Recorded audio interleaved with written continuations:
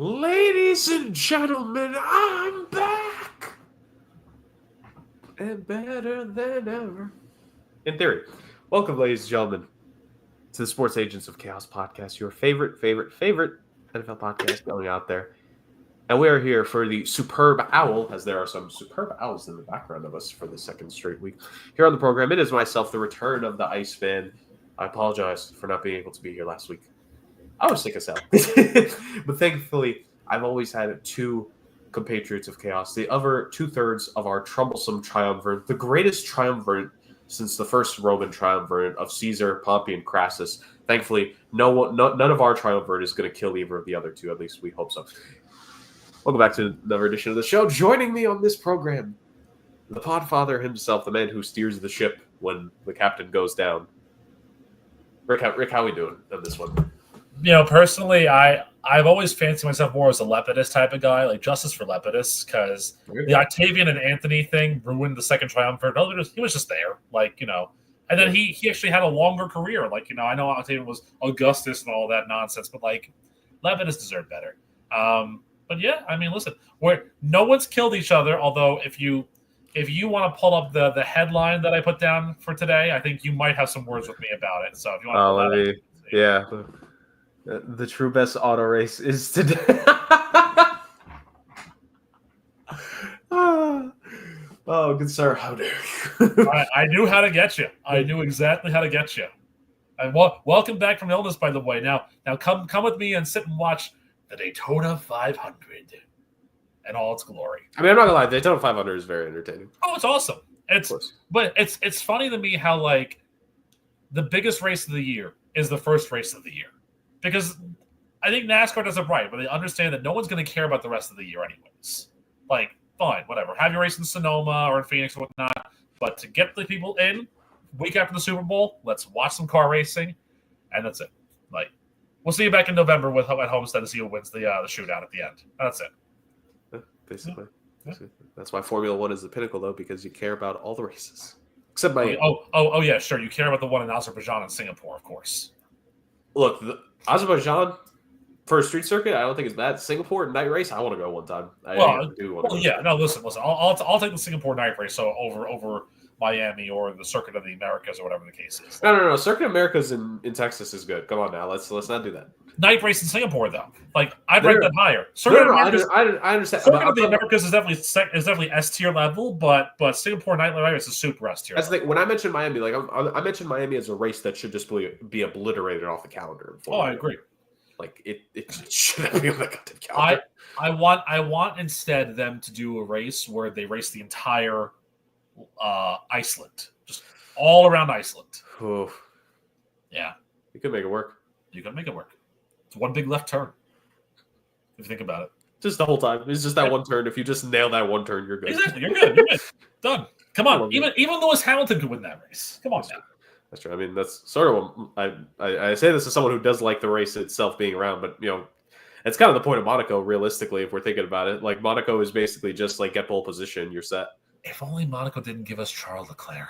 Oh, come on now, that's not fair. Charles is amazing. Come on now, I'm not even a Ferrari fan. I mean, technically, if Sebastian Vettel, everyone is a Ferrari fan, even if you're not a Ferrari. No, I know, but we're waiting for him to do something specific and special and awesome, and it's just. Well, to be fair, he's done the specific thing. He finally won in Monaco. Congratulations! Now go win an F1 World Championship. Yeah, that is the next one. Now it's going to be him and Lewis Hamilton. Imagine the viewership just skyrockets if everyone just figures out we're talking about F1. Absolutely. But ladies and gentlemen, we are not, although that could be a lazy river episode once again. No, we are here to talk about the massive game. I can't say another 3-letter word for it, but the massive game that happened this past week, because good Lord, it's been a week already. But yes, Fly Eagles Fly does have a new ring to it, like the title says. Newest Super Bowl champions have been crowned. The Philadelphia Eagles won the Superb Owl and are champions. This is going to be an episode where it's predominantly one topic with very minor things sprinkled into it. But I think everyone knows what we're here to talk about. Rick, you guys did a phenomenal pregame into the Super Bowl last week. Justin, our games master, is not here because he nailed the one-game, one-time pick challenge. So the first career pick challenge victory is under Justin's belt. And for that, he gets vacation this week to sunny California. I think is where he's enjoying life right now. At least I hope it's sunny over there. I was going to say, I don't know. If it is. Yeah, who knows? Who knows with the weather that we have here in the Northeast? But ultimately, Justin is off this week. The two of us are here. We're going to break down the game. The game itself. We're going to talk. There's definitely plenty to talk about. But I think, Rick, it's always the fun part. We always say, arguably, the next best part of a sports season year round, because let's be honest, most sports feel year round at this point, next to the postseason is the offseason. And it's definitely going to be a bit of fun to talk about these two teams that just finished playing in the final game. Talk about what the future has in store for them and what could be the case here going forward over the coming weeks and months. So we will be talking about that in this episode, predominantly, ladies and gentlemen, as our kind of send-off to the 2024 NFL season, our third season covering the NFL here on the podcast, Rick. But before we get into the meat and potatoes, as a friend of mine says, before we continue on with the program, of course, we gotta bring it to the people. It's quickly becoming one of my favorite segments, honestly. Stat joke of the week. I have some good ones, so I'm kind of trying to run through and see what kind of thing I could possibly give to the people this week to figure out how best to make your day better. So the other day, my wife and I went out to a restaurant. We had a reservation to eat or whatnot. Get to the restaurant, it's pretty packed, pretty packed thing. So, our table's ready for us, at least I thought it was. I went up there, spoke to the owner. The owner said to me, oh, so listen, the table's getting cleaned off. Do you mind waiting a bit? I was like, yeah, sure, no problem. He hands me a tray and says, great, take these drinks to table 9, please. Thank you.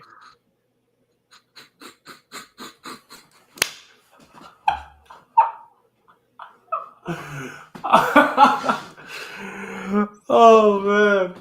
That's a good one. Do you mind waiting a bit? Yeah, it's like, all right, take this. Clock in. Okay, you see that section over there? They need menus. Go. Take some menus here. Bring some entrees to a table here. Talk about the specials that you might have later. Like we have this one special tonight. It's a nice halibut over there. There's one piece left and it's mine. So I don't know why I'm telling you. I'm ordering it when I sit down. So absolutely. No, that's a good one right there. That's a good one. So there was a time actually in my life where I thought that maybe I would make a pretty good waiter. My father actually worked in a restaurant. My grandfather, his dad, owned a northern Italian restaurant in the city, right off of Broadway, and they actually had the restaurant there for a pretty long while. I think up until like maybe the '60s they were there. Oh, wow. But this was a restaurant that entertained all the stars. Everyone loved my grandfather on that side. Never got to meet the man, unfortunately, but loved him. He would cater to all the Broadway stars, whether they were coming off of their show or they were in town for shows or whatnot. So some of like the great legends of like that era would go over there. My father was a host and a waiter at the time too. When he started growing up and he started working over there. There's actually photos that my dad still has of like the Yankees were in for like a thing. It was like Yogi Berra was there for a thing with him. Wow. Yeah, some pretty good stuff. And the funny thing too is that one of the things, pulling back a curtain a little bit here, one of the things that my wife loves more than anything else is Law and Order SVU, specifically Mariska Hargitay. Well, it turns out that there was a long-standing thing where my grandfather, and I won't say that they did anything, but there were some definite flirtations going on between my grandfather and Jane Mansfield. Hey, okay. Yeah. There's a nice big photo that my grandfather had and my father saved of Jane Mansfield, like a promo poster from one of her Broadway shows.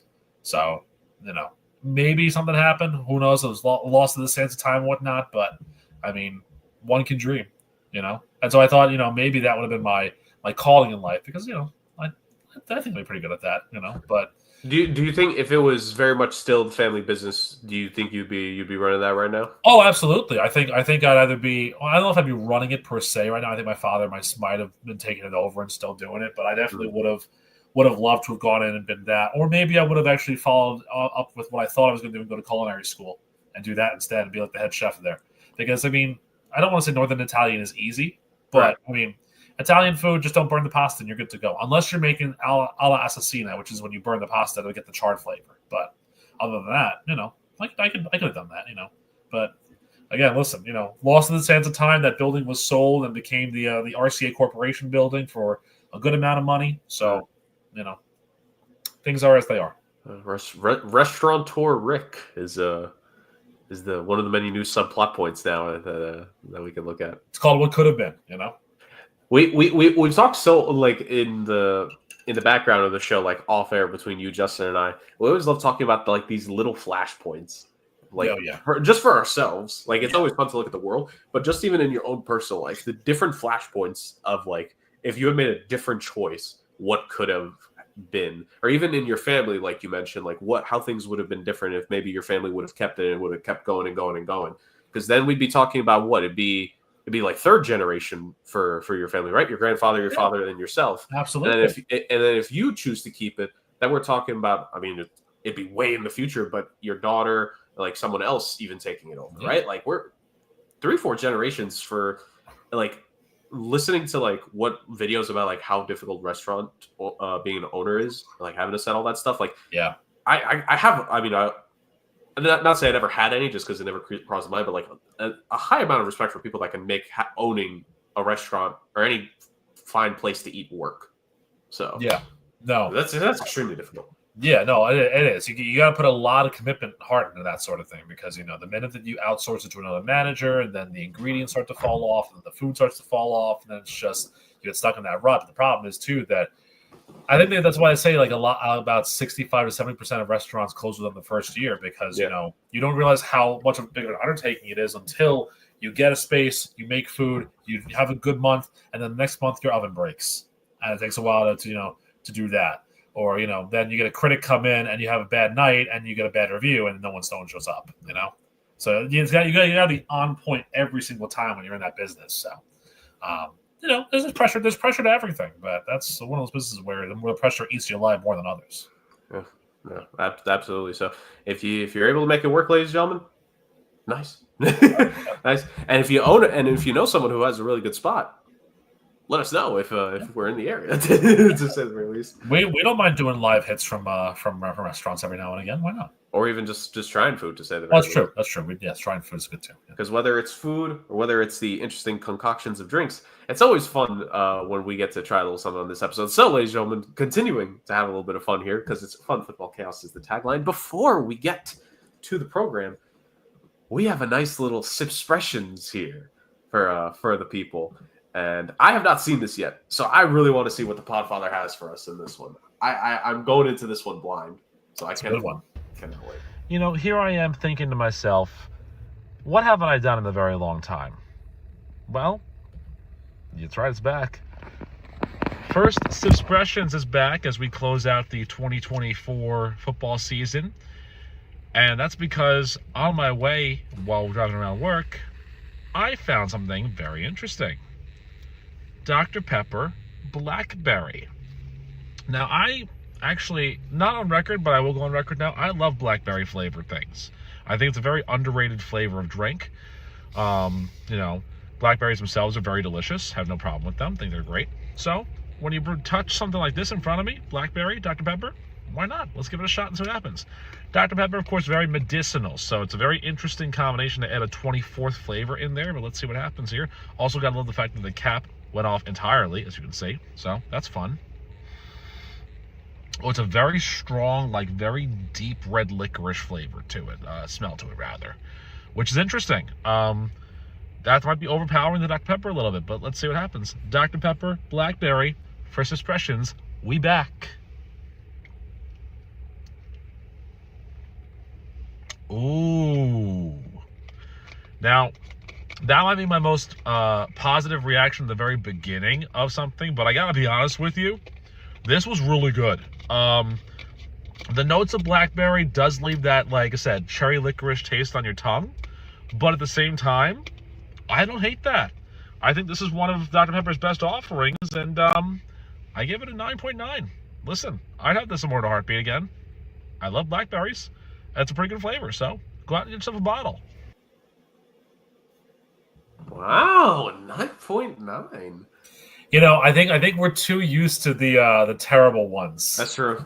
Yeah, we've been spoiled by really bad flavors of Mountain Dew in the past and other things. So Yeah, it was an impulse buy because saw it, and I do love a good blackberry. I think blackberry and lemonade is really good. I think the if you know the Clearly Canadian, the sparkling water, if you know that, the blackberry flavor of that is top tier, one of the best. So adding blackberry flavor in there, I was afraid it was going to throw it off because like we said, Dr. Pepper has all those flavors in it and it's very medicinal, but it didn't throw it off at all. Actually, made it a lot better for me. So if you see it, go get it. I think there was an ad that I saw the other day, and this is kind of what threw me the suspicions too. Somebody is advertising a 7-Up Shirley Temple flavor. So if I can find those cans, that's the next offering right there. But gotta find them. Gotta catch them all. Yeah, gotta catch them all at the very least. Suspicions is making a comeback here, ladies and gentlemen, in the last episode of us talking 2024 NFL football. And speaking of which, Rick, first off, I think the people have enjoyed the conversations. And don't worry, guys. I'm sure we'll finally do that long-awaited episode of Lazy River, a full Lazy River with all three of us, where we just talk about random topics outside of NFL and football itself. Let's talk about some football. Rick, you guys previewed this game last week. You guys made a lot of great points. We saw a lot of those great points come in for the fact that the Eagles get the job done. First off, congrats to Justin as he has his week off of getting this pick right. And congrats, even though I was not on the show, I finally picked a Chiefs Super Bowl correct, man. I picked the Eagles as like a last-second buzzer beater thing for myself, like as a personal deadline. And I finally predicted something right with the Kansas City Super Bowl. It's been a while. It's been a long time. Oh, my God. It feels enjoyable, to say the very least. So, Philadelphia Eagles, your Super Bowl champions. How did this happen? Well, it was a shellacking, to say the very least. Rick, you honestly, part of it was you reacting to Justin and I in the comments or in the text, in our private text chain. But, dude, this game, it became a slobber knocker. It was slightly, I stressed the word slightly at first because it was a bit of a slow game at first. It took Philly not necessarily a while because honestly, what could have been if the A.J. Brown massive catch on their first drive of the game hadn't been called back. But Philly took like a very brief moment. They had to punt on their first drive. They had 5 plays. It looked like they could have gotten something going. Kansas City, similar thing. They picked up 1 first down on their first drive at the punt after that. And then when it rains, it pours, to say the very least. Because, you had Philly after that first KC punt. They get down to the goal line. Near touchdown by Jahan Dotson, by the way. Never forget the late offseason, basically preseason pickup by this Philadelphia team. But he nearly gets a touchdown in the Super Bowl for himself. Tush push for the first score of the game. You're thinking, okay, Eagles got the first score. Kansas City has to respond. 3 and out. Oh, Philly starting to drive. Interception. Okay, that's what Kansas City needs. But then once again, Kansas City punts it. And then you get a field goal. And then what happens after that? Pick 6, 17-0 Philadelphia. And it's a madhouse, to say the very least, man. There's obviously, of course, there's more to talk about, but let's stick to it at that point. Let's going from the pick 6 because I know Patrick Mahomes has thrown multiple picks in the Tampa Super Bowl, but I don't remember if any of those were returned for pick 6s necessarily. So to memory, the first ever pick 6 he's thrown in a Super Bowl. Rick, let's stop it from there. 17-0 Philadelphia. What is the mindset at this point from us as viewers of what is happening in this game? Well, I mean, you tell me. I didn't watch the game. Remember, I boycotted this game. Let me tell you from looking back at it and kind of understanding, kind of seeing what was happening at the time here. Kansas City's offense was super one-dimensional. Yeah. In the start of this game, I think in their first 4 drives, they only ran the ball once. They had, I think, 14 plays total, 13 Mahomes dropbacks, and only 1 run by Kareem Hunt. Now, the Eagles' front 7 is nothing to sneeze at. They're very good. And I guess the very first play you have is Mahomes to Juju for 11 yards and a first down. You're thinking, okay, the passing might be pretty good. But, once that play happened, it was just downhill. Like, the Chiefs could get nothing else done. Everything else was covered. And that's when you want an offense like this, an offense that's been so good in the regular season, to diversify itself and give Kareem Hunt a few more touches, give Isaiah Pacheco some touches over there. Non-factors, even a design run play from Mahomes, an option play would be a good thing to have there. Make that work. But the Chiefs' offense just wasn't that. And again, the Eagles score the touchdown. They're up 7-0. They get a 3-and-out. They're driving again, and then that interception, because Hurts was looking for Brown and he got pressured. One of Spagnuolo's best pressure blitzes in the game. Yep. And you think to yourself, okay, like you said, this could change everything. What happens? They throw it short to Noah Gray for 4. They throw it short to Kareem Hunt for 5, and then try and go for Kelsey, and it's incomplete. That's 3 passes. Where's the change? When you run a one-dimensional offense, if a good defense is on the other side of the ball, you toast. Unfortunately, that's what happened because, again, Mahomes, the throw that Cooper DeJean picked off, I don't know what he was looking at. From watching the replay of it, I don't know what he was looking at, honestly. And, again, they got lucky that Cooper DeJean was able to find his way around the hog mollies and get into the end zone on his birthday, no less. Happy birthday, 22-year-old. God help us. But 17-0 at that point. And in the back of your head, you're thinking to yourself, okay, but this is where Kansas City will come back. They get the ball to start the second half of the game. They'll score a point here or there to, make it closer. And then if they do the 2-for-1, it'll be a 4-point game or a 3-point game, and they'll be back in business. And then the refs will kind of, tailor things around. And it never came. It never showed up because after that pick 6, they exchange punts real quick, very quick possessions. Kansas City gets the ball with under 2 to go. This is Kansas City territory. Like you just said, under 2 to go, you get the ball to start the half. We were firmly expecting in that moment, okay, Kansas City's going to drive down. They're probably going to get a touchdown. They get a touchdown to start the third quarter, and it's going to be 17-14 with like 10 minutes to go in the third. That was running through. This is where fans got to be honest with themselves. And yes, I will admit the defensive masterclass of this game as a whole. But we're going moment by moment right here, guys. So if you're a little bit confused, we're going moment by moment right now. We are in the first half right now at the end. This is the last 2 minutes, 17-0. Every single football fan right now is thinking, how are the Chiefs going to make this 17-14 with 10 minutes to go in the third quarter? Because that is what they have done for the past 2.5, basically 3 seasons at this point, if we're being honest.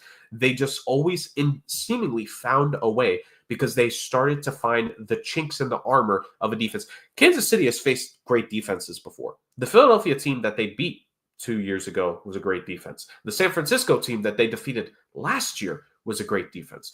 They've struggled to start Super Bowls. It's funny because, I say this as someone who very much is a big Joe Burrow fan of, seeing his excellence because he is the actual second-best quarterback in the league, unlike what some people think. Him and the Bengals tend to start slow. You want to talk about starting slow. It feels like every single Kansas City Super Bowl, they always start slow. They've never had a 20-point first half in the Super Bowl. They've had it in the second half, but not in the first half. So it's one of those things that we're in the moment. We're all thinking, okay, Kansas City has this proverbial switch. They're going to turn the switch on. They're going to get a touchdown, and it's going to even out, right? And we're going to go into halftime. We're going to think, okay, Philadelphia did great, but now the fear starts to bubble up. Oh, Kansas City is going to come back. First play, immediate interception. It's saying the pass was intended for Marquise Brown in the game log. Immediate interception by Zach Bond. And it unravels from there because Philly scores afterwards, 2 plays for them, and Jalen Hurts gets it to A.J. Brown. So from Hollywood Brown to A.J., what a sequence of events, and it completely changes. And of the 2 interceptions that Patrick Mahomes throws in the first half, both of them, Philly takes advantage. And if you take away those 2 interceptions, it's a 10-0 game. Let's even assume that both the drives end up with no score for KC. You take away both the interceptions, 10-0. 10-0 at a halftime. It's more than comeback. 24-0. 24-0. And Kansas City comes back in the next drive. Another 3-and-out for them, where it's just you mentioned it, Rick. Here's the log. Mahomes scrambled, but then Kansas City's called for a holding. And then a pass incomplete short. Penalty was declined by Philly again. A pass for 9 yards, and then an incomplete pass for DeAndre Hopkins, which I don't know if I'm confusing this with maybe something that happened in the second half, but I believe this was it should have just been a simple catch for D-Hop that he just completely was not able to get his hands on. So it's one of these things where now you finish it, they punt, boom, it's 24-0 at the half. And this is where everything starts to change. And even for people like Justin, like myself, picking the Eagles. Mama Coney picked the Eagles as well, by the way. Shout out to her. When in doubt, follow Mama Coney when it comes to game predictions. I'm going to ask her take next year when we do our Super Bowl predictions for next year too. But no, in all seriousness, like even if you pick Philly, if you're watching this game, you're just looking like, what? Because even in that Tampa-Kansas City game, it felt like there was at least hope in the first half for Kansas City there, right? This was an odd feeling. This, Rick, is the first time in an extremely long time where I was just like, I don't know if Kansas City can actually come back from this.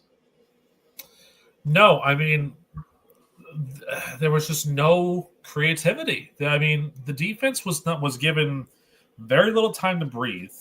I mean, and because of that, they were sluggish. They were tired, and Philadelphia just made the right plays. They had the right calls. Kellen Moore did a phenomenal job offensively. Vic Fangio did incredibly defensively, which goes to show you what having good coordinators can do for a team. But there was just no life. There was no energy to it. It was almost like Kansas City, like you said, they start off slow in Super Bowls, and you get that. But there's always something where it's like, well, we're waiting for them to, awaken. Something will happen where they'll wake up. And it just never did. I mean, no Pacheco, really. No Kareem Hunt.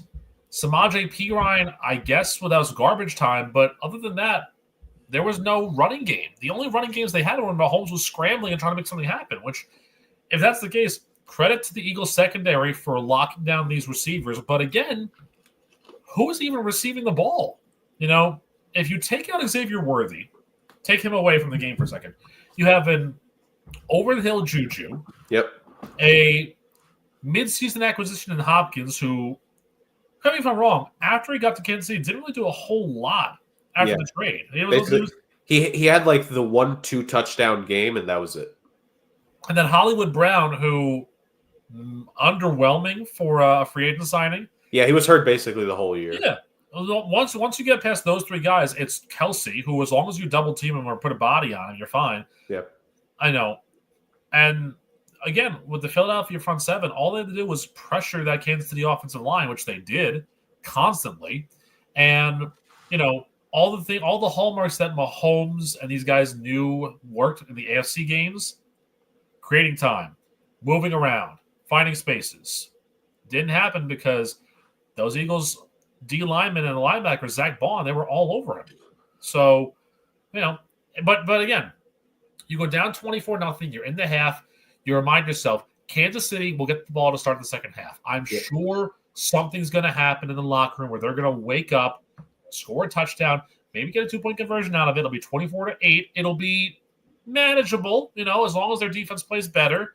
They'll get some calls here or there, and they'll, get some plays, and McDuffie will make a couple big plays here or there. Karlaftis will be a huge, huge candidate, and then they'll be fine. So, going into it, that's what you got. And then, obviously, I'll take you through the first drive of the second half. Pacheco runs for 6 on the first play. And it's like, okay, now we know what we're working with. Then Mahomes short pass to Worthy for 8 in the first down. And they're at their own 44-yard line. You're thinking, this is what we're talking about. This is exactly what we need to do. Yep. And then a sack. Loss a yard. Okay, 1 yard. It's not bad, yeah, for a sack. 11, manageable, fine. And then you lose 6. Oh. 3rd and 17. And that's when if you're on offense on 3rd and 17, you have 3 options. Try for the first down, run a draw play to get some yardage, or pick a third option. They picked the third option with Mahomes running, and They got to the 45-yard line after an 8-yard run. 4th and 9. At this point, 4th and 9 at the 45, I'm saying to myself, why not go for it? You're down 24.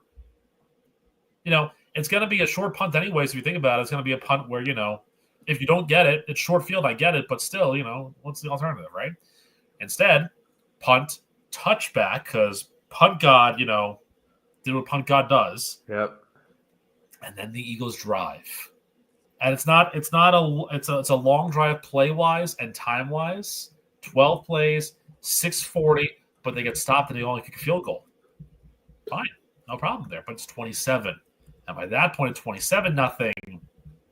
Desperation hits. And then they did the thing that they should have done the first drive, which they went for on 4th down, didn't get it. And watched this replay of that beautiful throw by a quarterback that I've most often misaligned as not being a very good quarterback in this league. That one-play strike from Jalen Hurts to Devontae Smith,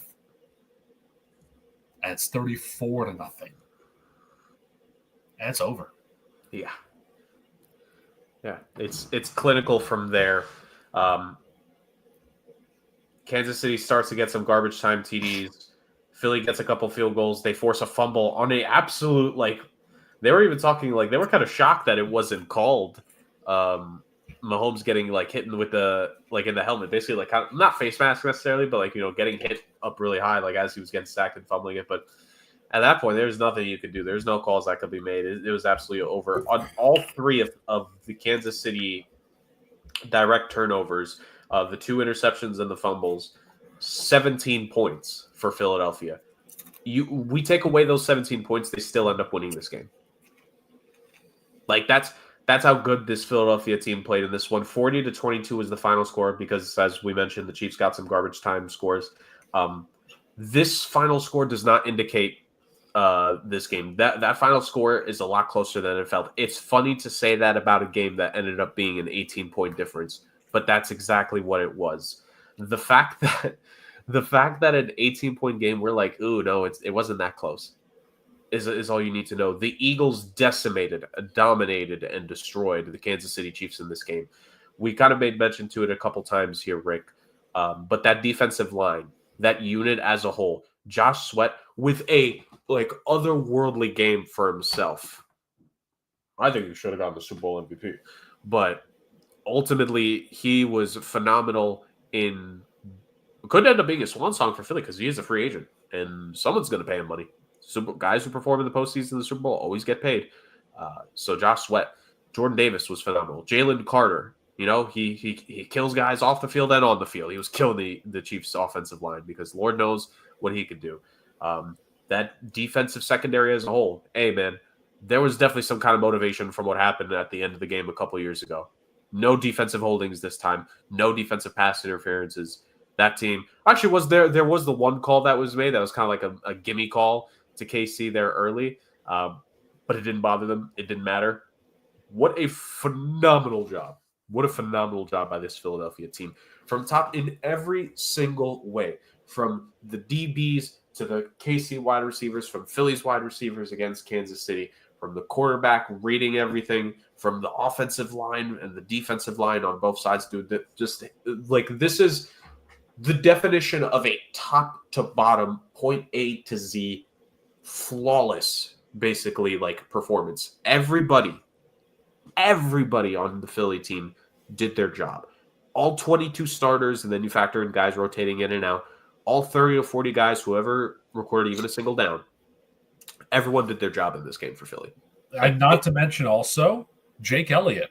Yes. Because here's the thing. Statistically wise, this is one of Jake Elliott's worst seasons. He only hit 78% of his field goals all year from a guy who normally hits somewhere in the high 80s, low 90s. Yeah. And what does he do in this game? 4 for 4 on field goals, 4 for 4 on PATs. Yep. 16 points all on his own. You want to talk about ending a down season in the best way possible? Yes, winning the Super Bowl is one thing, but going out and doing it that way too. Everybody, like you said, every single arm of this Philadelphia team performed beautifully, performed like they should have, like they wanted to, like they expected to. And that's the reason why they won this game so comfortably. Yeah. Because everything they did was working well. Even even towards the end when they were, letting things go a little bit, they were still performing at a high level, which says a lot for Kenny Pickett being the backup and getting some. Kenny Pickett got some Super Bowl plays. Let's talk about that for a minute here. Ladies and gentlemen, the Pittsburgh Steelers, the fans, when they traded him away, said Kenny Pickett will never accomplish anything. Well, guess what, Pittsburgh Steelers fans? You guys did draft a first-round pick who won a Super Bowl. He just didn't win it for your team, nor as a starter. But that's semantics, ladies and gentlemen. Kenny Pickett took snaps in the Super Bowl. Thank you, Nick Sirianni, for being such a good man about that. Like, the dude. It wasn't Tanner McKee, but we'll allow it. If only. Hey, though, Tanner McKee, he's a Super Bowl champion now. Yeah, he is a superb owl champion. That's right. That is right. He gets to look at his resume and he says, you know what? Got a ring. Yeah. Got a ring. Yes, he did. Him and Chris Oladukin, both championships. Both champions. And by the way, I heard that slander last week. That is not allowed on the program, good sir. There's going to be some repercussions here coming. You got to forgive me. I was under the weather last week when I was doing the show. I was doing the best that I could with what I had. Yes. But no, and like just what a performance from this Philly team. Like this was legitimately.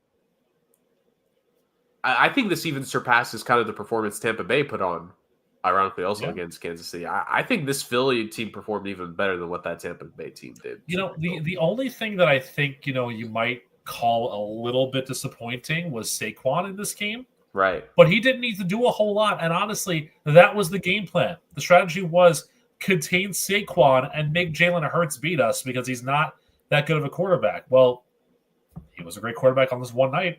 Yep. And that's why I do agree that there were some other defensive candidates that should have been highly considered for MVP of the Super Bowl. I think Cooper DeJean had a phenomenal game. He should have been up there. Josh Sweat, you're right. He could have been up there too.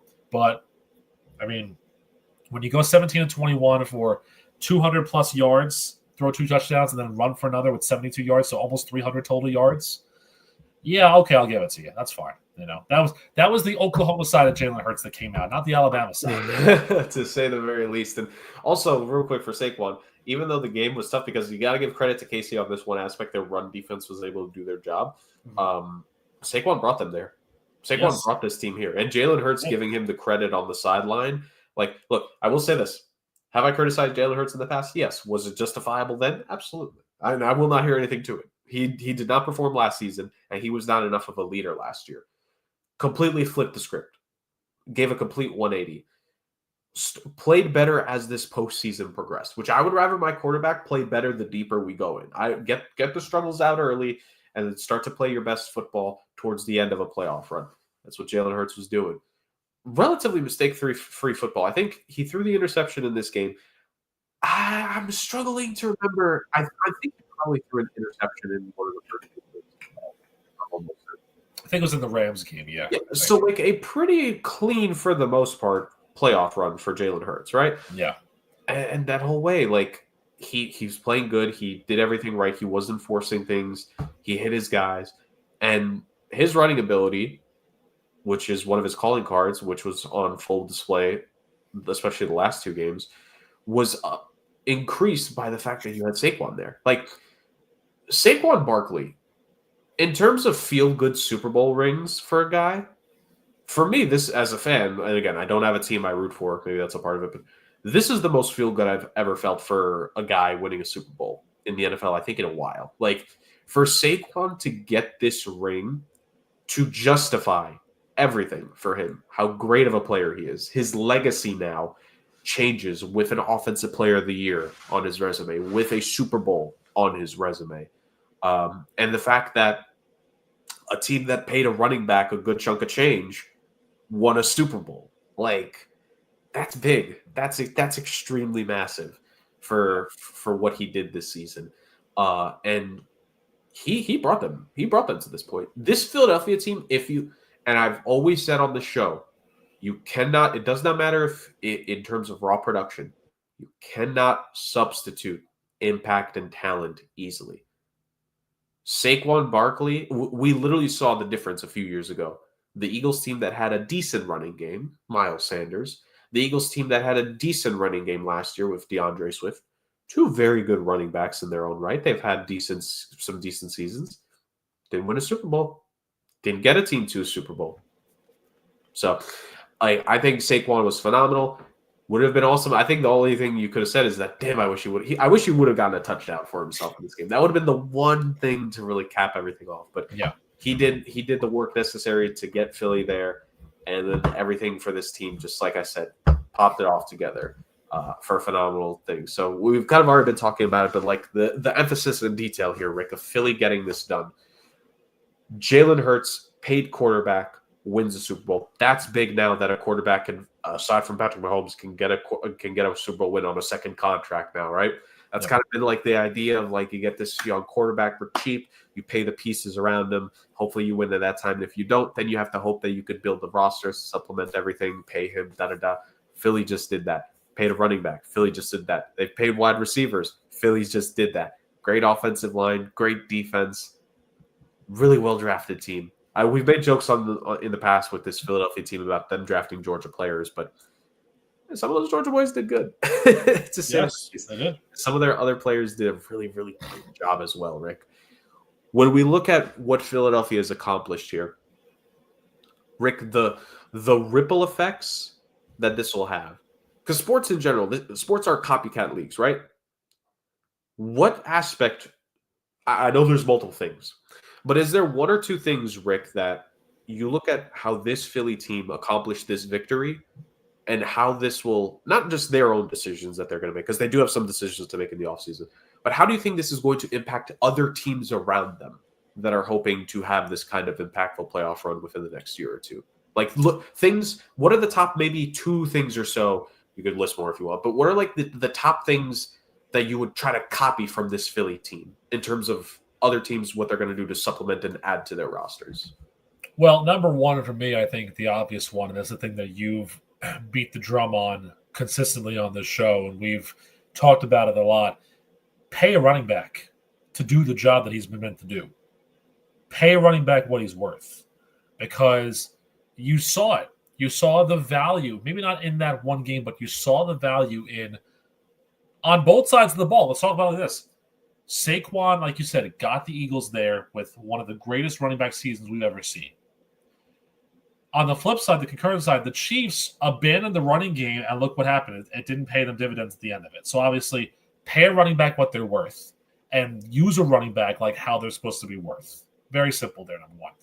Number two, get veteran help in the defense, in the interior. Like, you know, it's no secret that guys like Zach Bond and Josh Sweat made this team work, but also, you know, Milton Williams had a big game too.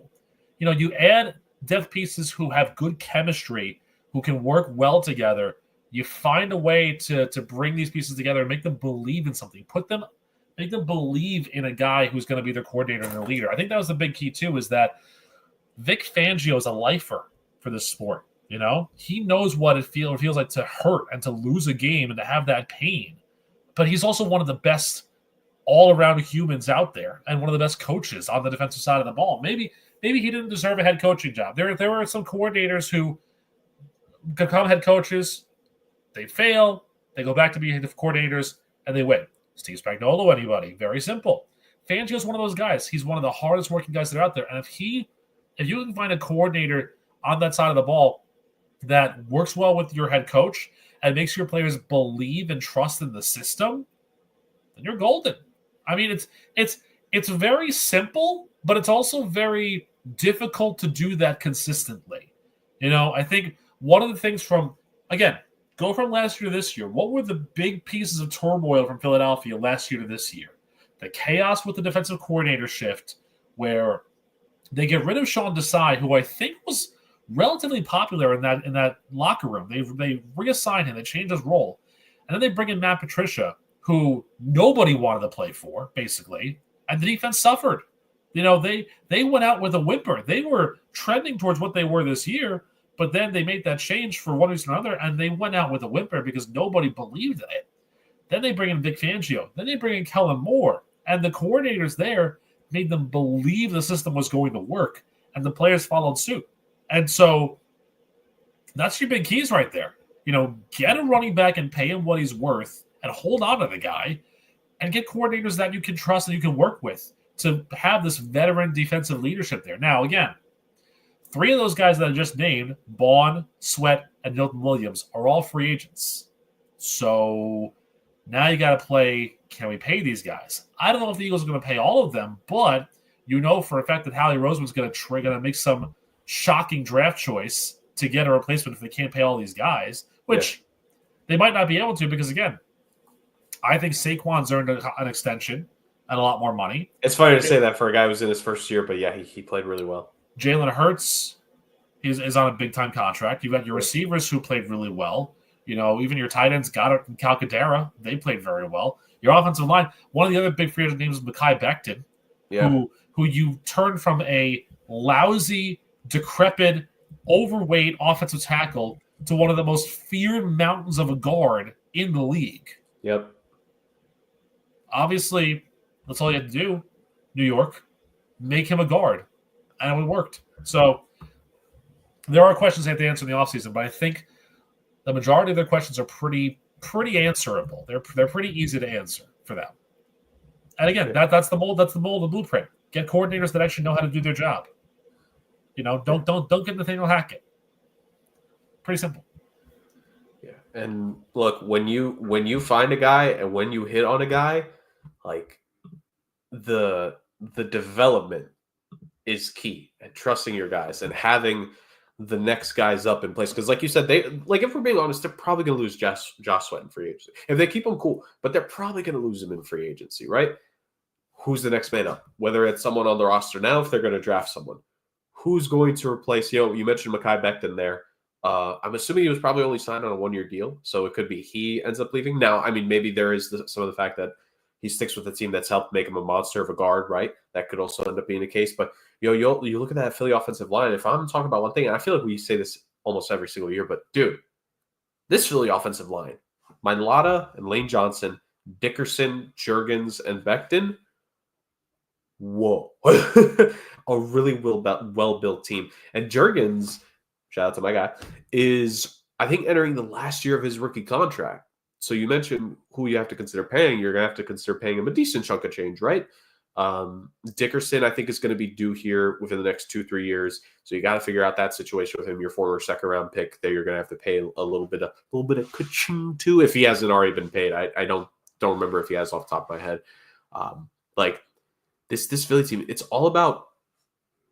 And I think even when the year two before, like leading into the Super Bowl appearance a few years ago, and I think this in-between year between the appearance and now the win, Howie Roseman is pretty methodical. And I do appreciate the fact that there is a definitive way of going about things that he does. Look, am I one to say pay the running backs? Absolutely. But here's my thing. Pay the running backs that deserve to get the money. Prime Nick Chubb, Saquon now, Derrick Henry basically his entire career. Christian McCaffrey, I know he's hurt now, but when he was healthy, he relatively, he deserved to get paid what he's been paid. Those are the guys that deserve it. Howie Roseman's smart. I'm not going to pay certain guys certain things, but I'll pay the guys that deserve it. And I'll figure out how to get the most value. Howie, Howie Roseman has a way of, I think he's hit on more guys than not, honestly. In terms of free agency decisions, I think for the most part, Philly has been smart whenever they've actually doled out money. I think especially the last 3-4 years. In terms of draft choices, they've been really good. It's not been perfect, right? But a good amount of first and second round picks the last couple of years are on this Philly roster right now, right? I think a big thing for this Philly team is what they've built up. And it's this sense of professionalism. The front office goes about their business and does things as close to the right way as you think they can. Same with, look, is Nick Sirianni still cringe? Yes. A Super Bowl doesn't make you any less cringe. He's still absolutely cringe. But there is a likability for him to that roster, and they listen. That's the thing. They listen. And it just goes down to everyone. And I think part of the reason why they listen is because he listens. I will give Nick Sirianni this amount of credit. I think he truly listens to his guys. I don't think it's any BS, no, in one ear, out the other. I think Nick Sirianni genuinely listens to his players when it comes to something. And I think that exudes amongst the coaching staff. From, like you were mentioning, right, from a young offensive coordinator in Kellen Moore, who's now going to become a head coach, to a grizzled, been around the league more times than not guy in a Vic Fangio. And it's different levels of appreciation for what Kellen Moore did with this offense and the ingenuity and the greatness that they did with the scheming to Vic Fangio and what he knows and how he can, like, dude can get his defense sacks without blitzing. That's talent for a DC.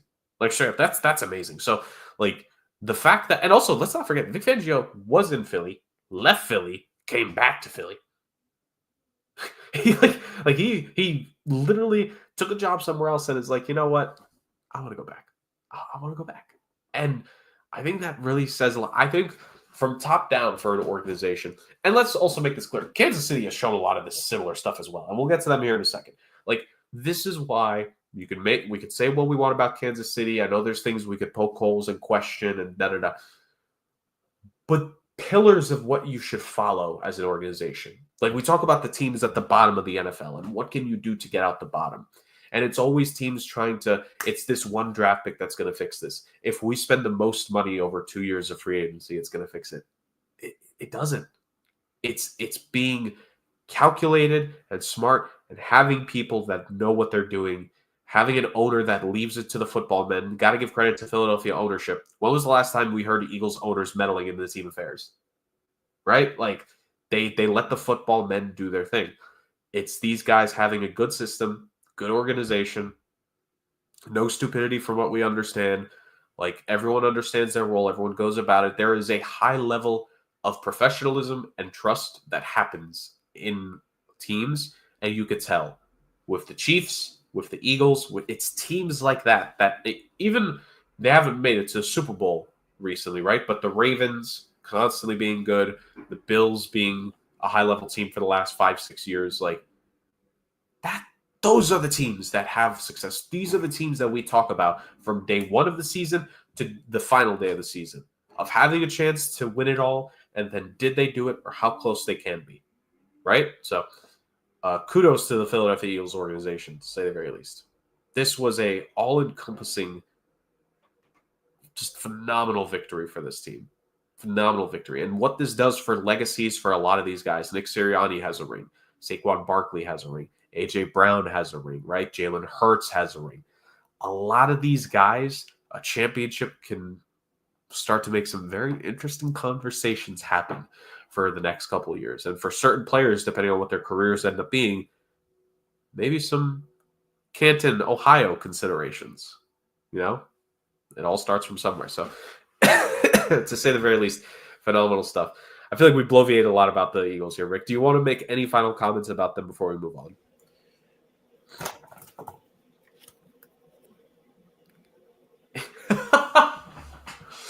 Yes, that's the big thing. Eagles fans, you got to figure out, some of you got to figure out how to spell your team name. You struggle a little bit there. Especially when you're in positions of power, you know. Yeah. Yeah. It's important to do that. Yeah. All right. Rick, we've given the winners their due. We've given the winners their flowers. Let's talk a little bit about the losers' lament here. And what is next for Kansas City? Ooh, there's a lot to unpack in a situation like this, right? Yep. So, Rick, I'll let you start this off. Kind of like I mentioned with the Eagles. What is the first 2 to 3 key business points this Chiefs team needs to look at now? As the offseason basically began last Monday, right? Like, if we're being honest, the offseason has begun for the front office, for the GM, the scouts, everyone. What does Kansas City need to go through the first couple things here as this offseason is about to get started here very soon? Well, I think one of the big things that they need to figure out is really what went wrong. I mean, they had a week to kind of lick their wounds and digest everything, but what was it that took a 15-2 team that was so dominant over the regular season, and then it all collapsed in one night? You know, a team that had won 2 straight Super Bowls, that has been to how many freaking title games in a row, right? And for them to come out, like, even like you said, the game they lost to Tampa, it was a weird year. You know, that was the COVID year. It was a weird year. No one really knew what was happening. whatever. And this year, it's just there's a lot you can say that really tore them apart. I think the first thing they have to do is figure out who they got to keep. They got to figure out what weapons they're keeping around here because, look, Patrick Mahomes are trying to build into the realm of a Tom Brady where he can make guys better on that roster. But the thing is that the following wide receivers and running backs are free agents after the season. Hollywood Brown, DeAndre Hopkins, Juju, Justin Watson, Mecole Hardman, and Kareem Hunt, rather. 6 guys. None of them, I'll tell you, none of them really do anything for me on this team. Kareem Hunt was there because Pacheco was hurt for most of the season. And then they came back and they tried to run some weird 2 running back hybrid, and it didn't really work. So Mahomes has to get better weapons. They have, and again, there's the big elephant in the room. What are you doing, Travis Kelce? What are you doing? You have about a month. The Chiefs gave him a month to figure things out. I don't necessarily know if he wants to go out like this, but I don't really see there being an option because, I mean, the problem when you date celebrity is that the shelf life is very, very small, you know? And again, I think that Travis looks at Jason and Kylie and looks at their family situation. The fact that they're both doing podcasts. Jason's now off the field. He's got more time for the kids. He's still doing ESPN stuff. And he's having fun. This was not fun for Travis. This constant pressure is not fun for Travis Kelce right now. I wouldn't blame him if he retired after this season. I don't think he's going to because the competitive gamer in him probably says one more go-around, I got to go out on top. But that's never a guarantee in life, right? You don't always get the Michael Strahan, the Jerome Bettis, the Andrew Whitworth, where you win your final game, the biggest game of the year, and you can walk away. You don't always get that, you know? Hockey, you don't always get the Ray Bork or the Teemu Solani. You know, you don't always get that. So could you do more damage to yourself by continuing to play? Could you do more damage to yourself by continuing to eschew the responsibilities of being Mr. Taylor Swift? You know, that's his issue there. So that's not really a Chiefs thing, that's a his thing. But again, that's another weapon that they could have replace. And let me tell you something. If the last 2 years have taught us anything, Buffalo ain't trading with you anymore. They're not doing that because look what happened. You got Xavier Worthy. He's a great player. But they're not going to do that again. You have to actually find the guy with your own pick this time around, Kansas City. Stop cheating. Stop looking at other people's answers. Number 2 for them, I think the big key there that they had a problem was the offensive line. Because this Philadelphia Eagles front seven swallowed them whole. Trey Smith is a free agent. He's going to want big money. And all signs point to him probably being gone. Right. So how do you replace that? You got to draft somebody, right? Or you got to find somebody on depth, right? So you got to pay them, basically. And that's not exactly a sexy first-round pick. You know, when they were winning the Super Bowl and hosting the NFL draft and drafting Felix Anudike-Uzomah out of Kansas State, it was a big story because, you know, oh, it's a hometown guy. He's played here. It's our home, you know, yada, yada, yada. But if you look at it from a larger scope, it wasn't the pick that they should have taken. Maybe they should have taken somebody else, maybe. But you get it. It makes sense. So you got to figure out what it was. You have to figure out that offensive line because, again, for all intents and purposes, the Chiefs and look, again, the videos will say this in a rough way, but I'll say it in a kinder way. The Chiefs were lucky to be 15-2 based upon all the things that kind of went their way with missed kicks, botched snaps, and everything like that. Was this the team that deserved to be 15-2? I don't think you can say so. Maybe 11-6 was more their calling card. Yeah. You know, maybe 12-5 was more their calling card. Remember how last year we all thought the Chiefs' run was over because they were the 3 seed?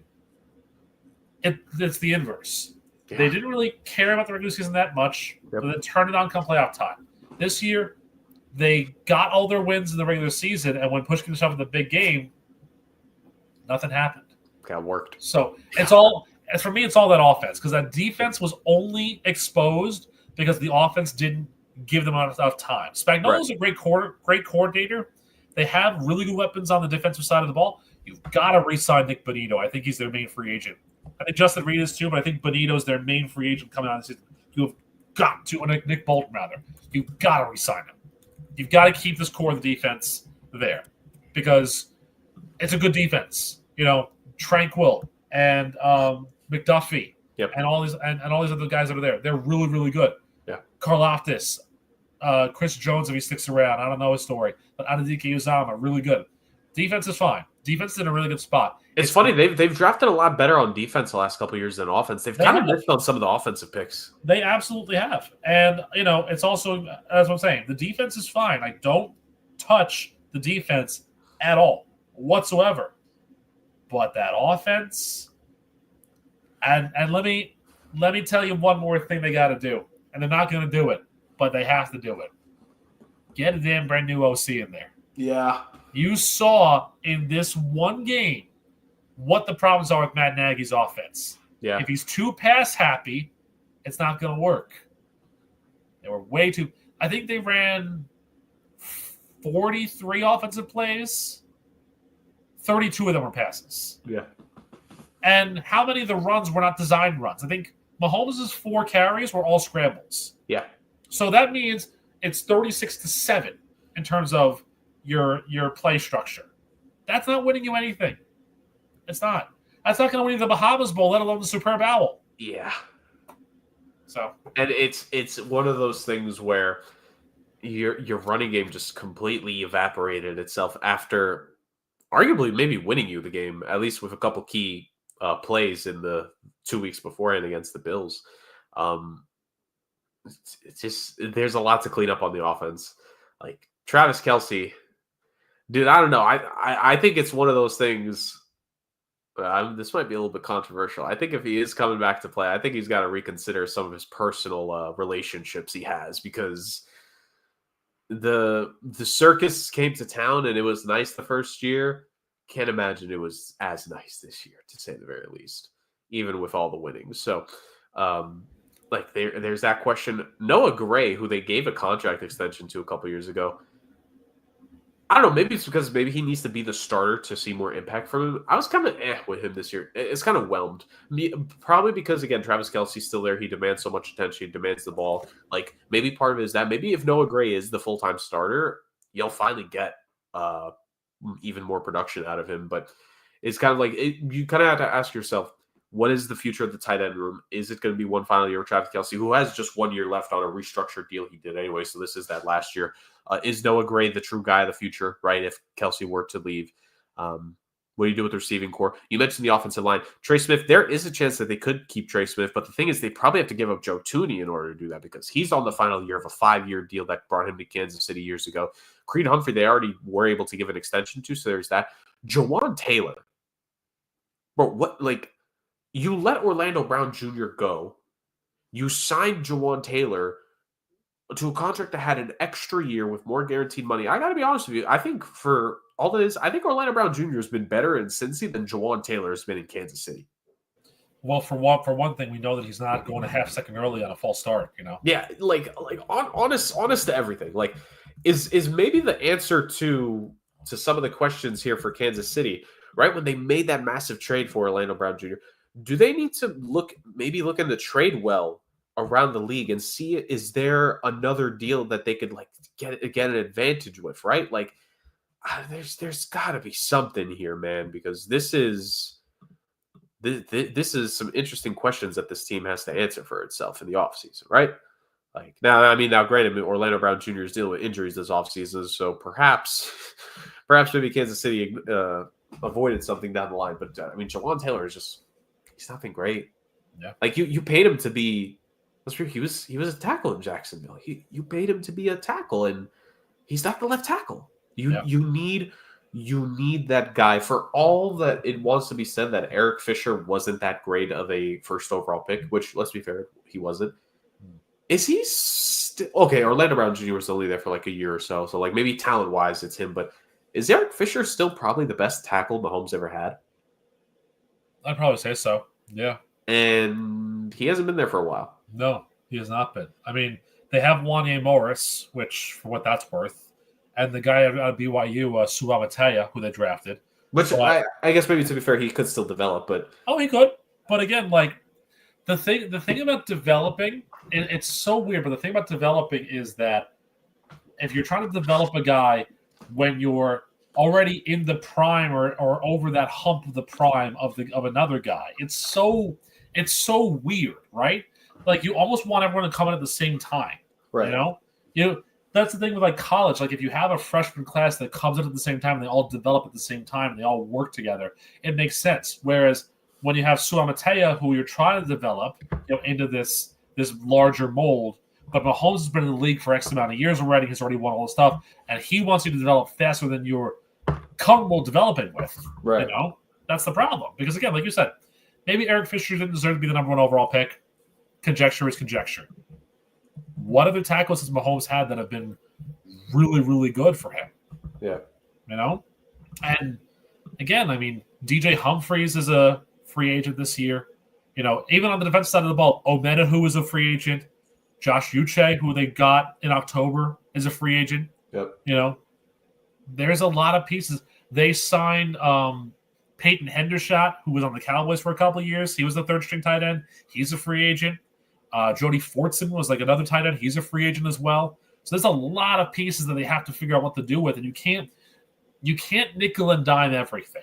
Right. You can nickel and dime some pieces here or there, but again, if you're going to tell me that in a scenario like this where Travis Kelce walks away and your one tight end remaining is Noah Gray, maybe that's a good thing for Noah Gray. It's not necessarily a good thing for the Chiefs offense because Noah Gray is not Travis Kelce. He's not going to find all those open spaces. Maybe he will. Maybe he'll blossom.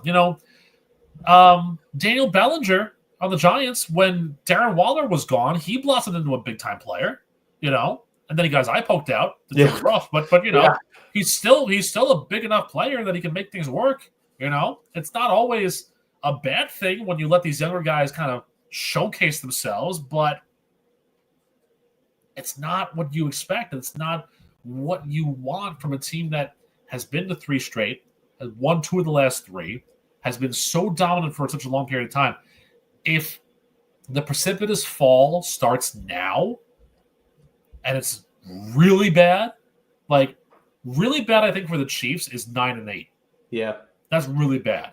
Which, I'll be honest with you, depending on how their free agency class shakes out in their draft, that's a real possibility. And that's a really scary thing for Mahomes. This is probably, the thing is, with all the questions that Kansas City has had to answer in the past, and it's funny to say this for a team because this is the 5th Super Bowl appearance for them, right?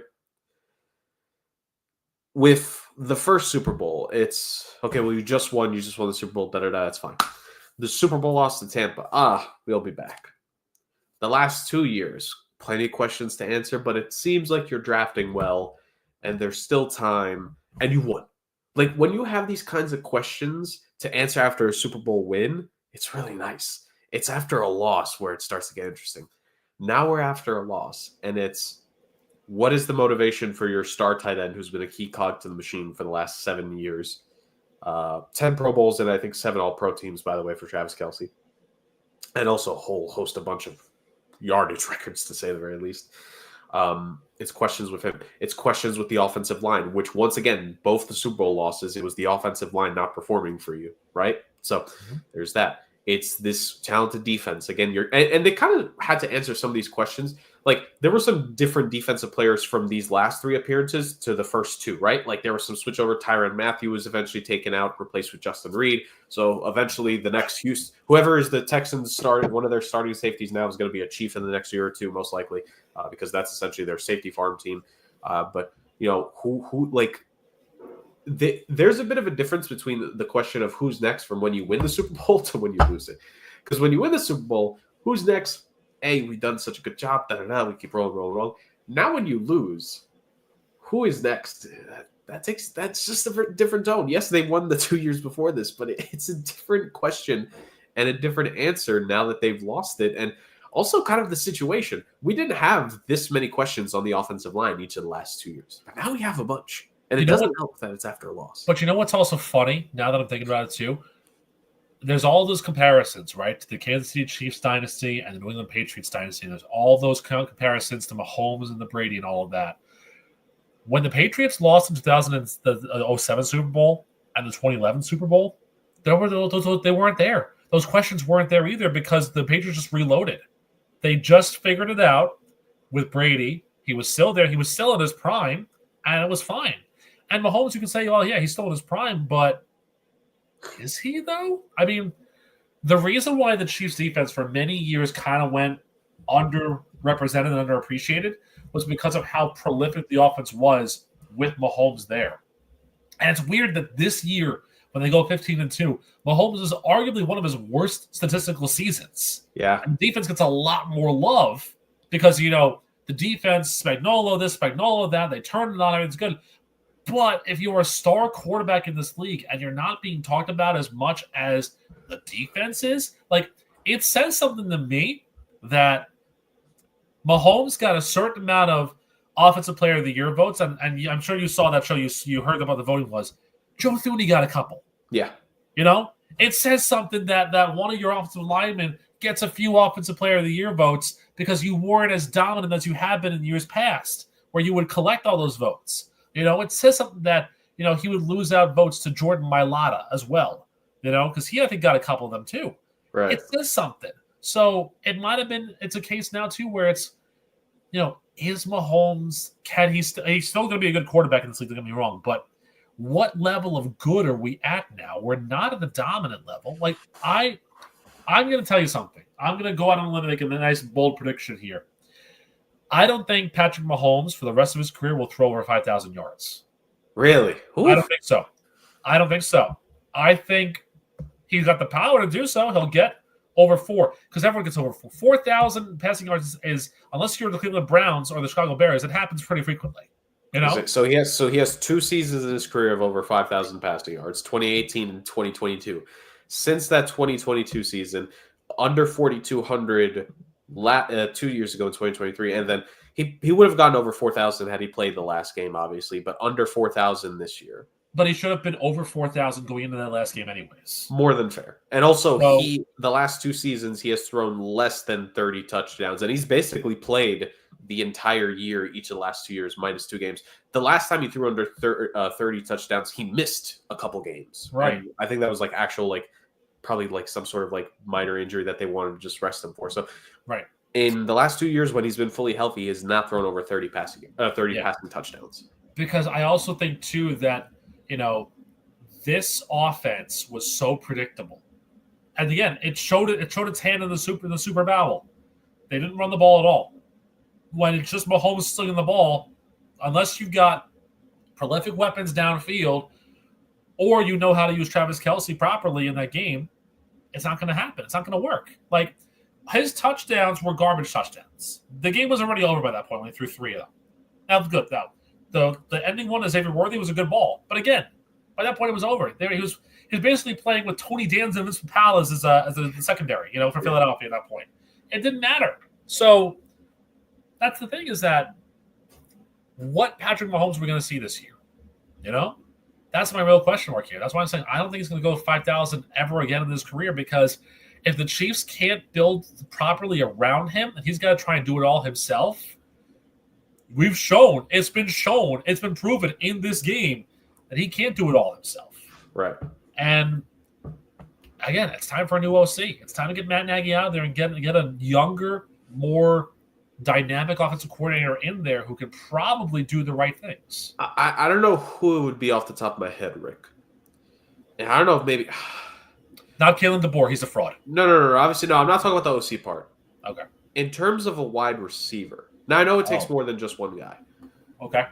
But you look at last year and the trade-up they made for Xavier Worthy. Yeah. Maybe it's not a trade-up, but do you almost have to consider the luck that Kansas City has had? Yes, he still put up some good seasons after Tyreek Hill, right? Especially 2022.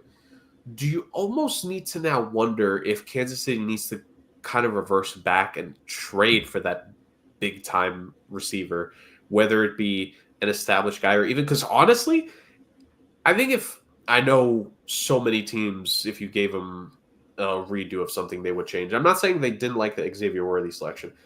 If you gave Kansas City the chance to, I think they would have loved to have been able to reverse last year and maybe try to get Neighbors or Thomas if it was somehow possible. I know that's starting to bleed into too much armchair GM, and maybe it's unrealistic. Because I agree with you. It's good conjecture, but I also think maybe Ladd McConkey would have been a better selection for them of that pick. Worthy had some good plays here, but look at the overall season that McConkey had. I agree. Worthy had some explosive games. McConkey from game one to the last was just better. Right. I mentioned Brian Thomas Jr. in particular because he was and I don't know if we're going to get this kind of rookie season next year from the 23rd overall pick, because Brian Thomas Jr. was the 23rd overall pick. He put up 1,282 yards and 10 touchdowns on the Jaguars with Trevor Lawrence and Doug Peterson. Well, will he do that with Trevor Lawrence and Liam Cohen is the question. Slumps are definitely real in this league. Dude, no, very true. And I understand that, but first of all, I really like Brian Thomas Jr. He's a great wide receiver. Yeah. Imagine if Kansas City had traded up for him. How screwed would the AFC West be? Oh, it would have been done. We wouldn't be having part of this conversation because of that. For as good as the Xavier Worthy pick, and I still think Xavier Worthy has a chance, right? Yep. It's crazy to say a good pick very much could have been made better if they had been willing to trade up just that little bit more. Now, I know, once again, it's all about trading partners and maybe not necessarily the Jags, you would have had to go above them. So who was the 21st and 22nd pick? Would they have been willing to make the trade? How much would they have asked? I know there's a lot of questions. Trust me, ladies and gentlemen, this show tries to be as realistic as possible when it comes to this stuff. But it's just, I'm asking for the concept of, is that maybe not the move? It's not going to be the one move that fixes all, but a move that Kansas City really has to consider. Because honestly, Rick, this is kind of like my last question that I was planning to ask here. Gut feeling from you right now. Yeah. Do you think Travis Kelce comes back for the 2025 season?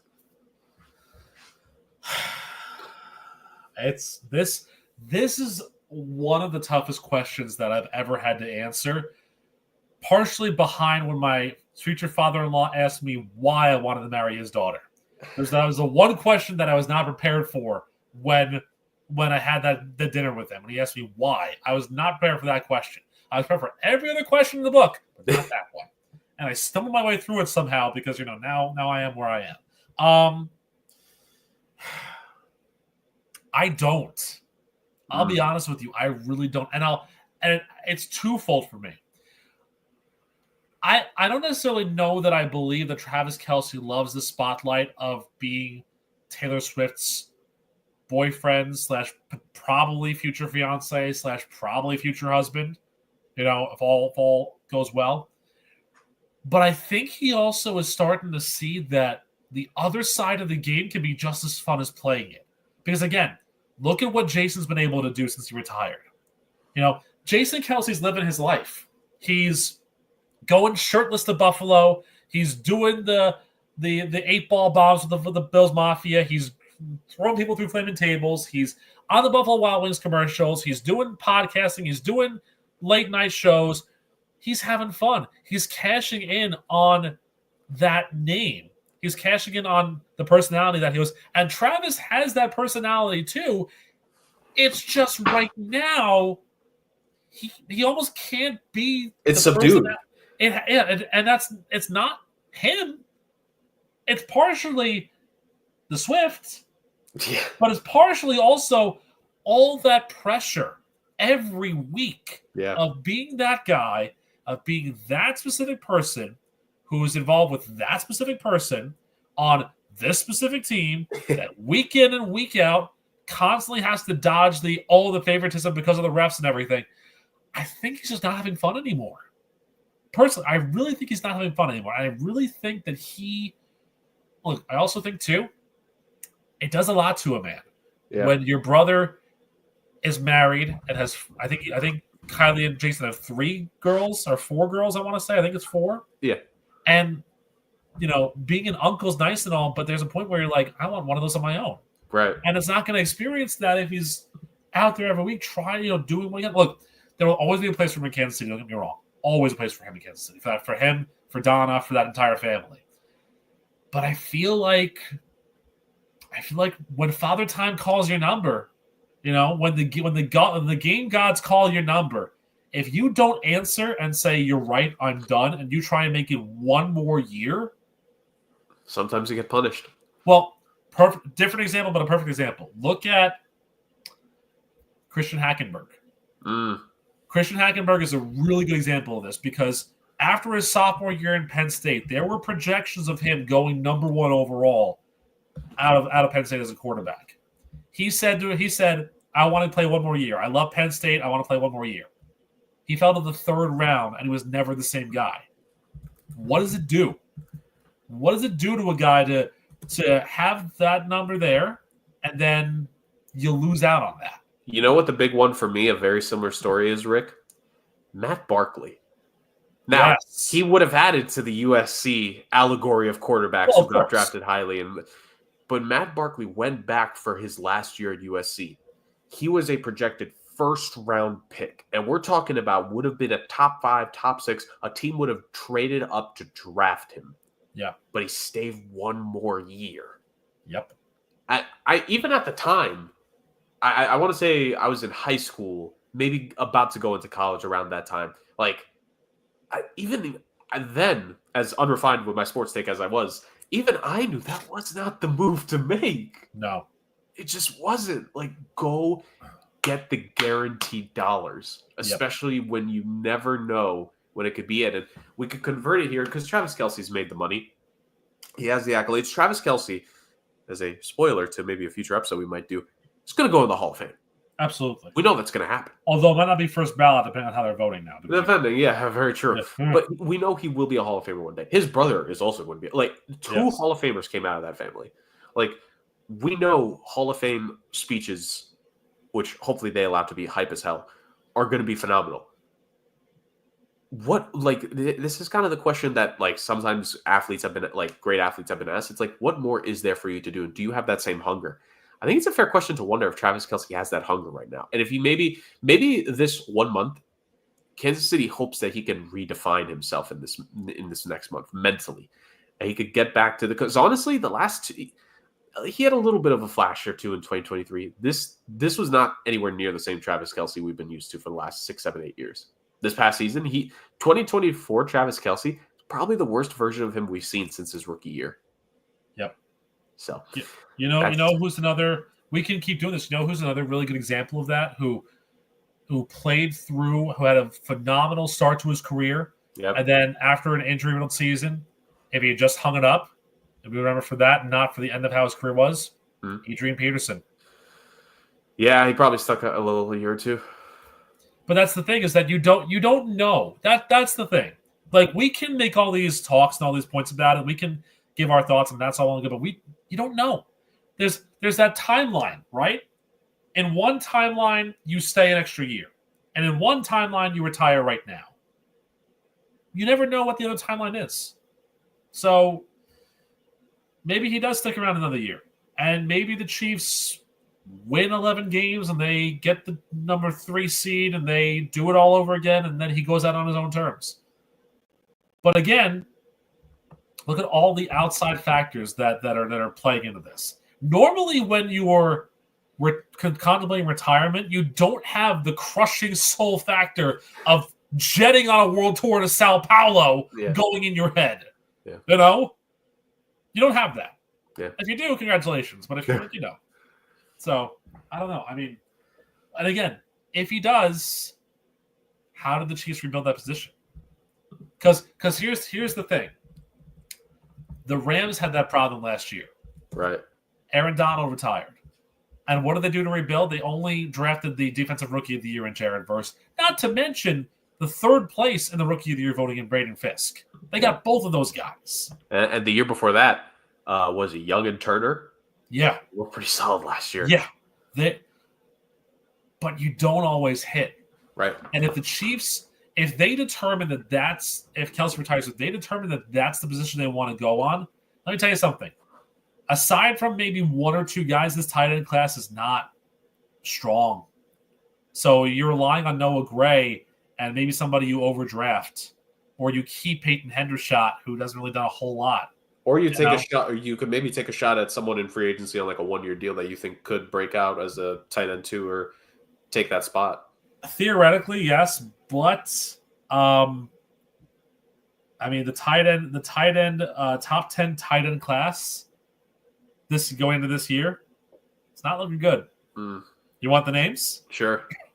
Juwan Johnson of the Saints. Okay. Mike Gesicki, who had a renaissance year. Tyler Conklin. Okay. Zach Ertz. Oh, okay. That's an older name, though. Mo Alley Cox. Okay, former Titan, I think, or former Colt, either or. Jordan Akins. Austin Hooper, the ageless one. The ageless one. Is he finally over 30? I think he is now, yes. Nick Vannett for the Titans. Jesus. Luke Farrell of the Jaguars. Oh, Lord. And Harrison Bryant of the Raiders. Hey, I mean, I think the Chiefs will find a backup tight end. Yeah, they'll find a backup tight end or a 1-year guy, sure. But I will say this, though. If I'm thinking about this, the Chiefs, I think, are going to be players for one of the top guys that are on receiver that are in free agency. Mm-hmm. But I don't know if either one of them is going to really help them out. Because I think they have their number 2 in Xavier Worthy, and the guys that are there, I don't know if they're number ones.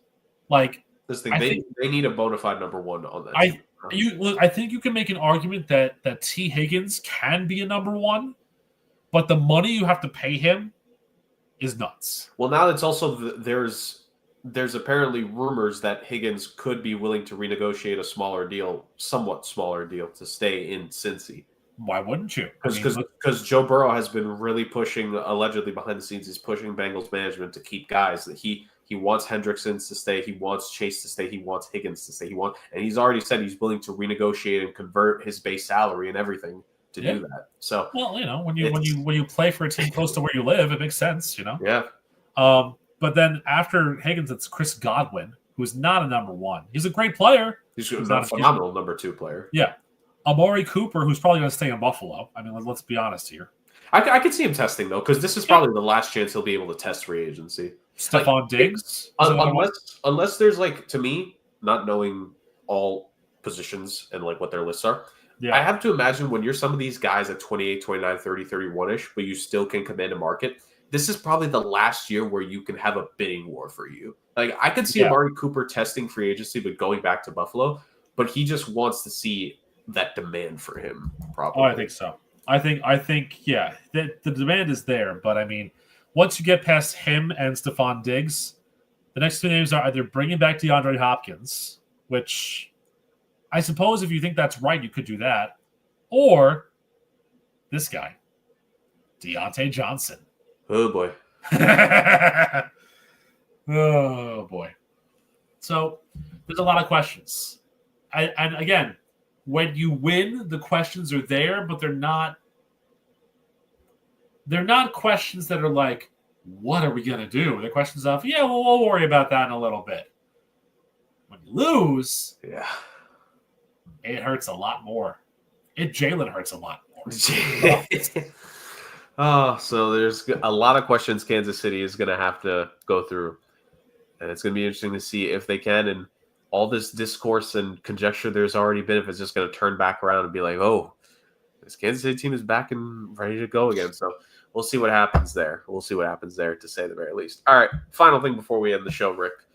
Before we get to the last segment, of course, cleanup around the league. We're just doing a little bit of a cleanup here. Some various things happen.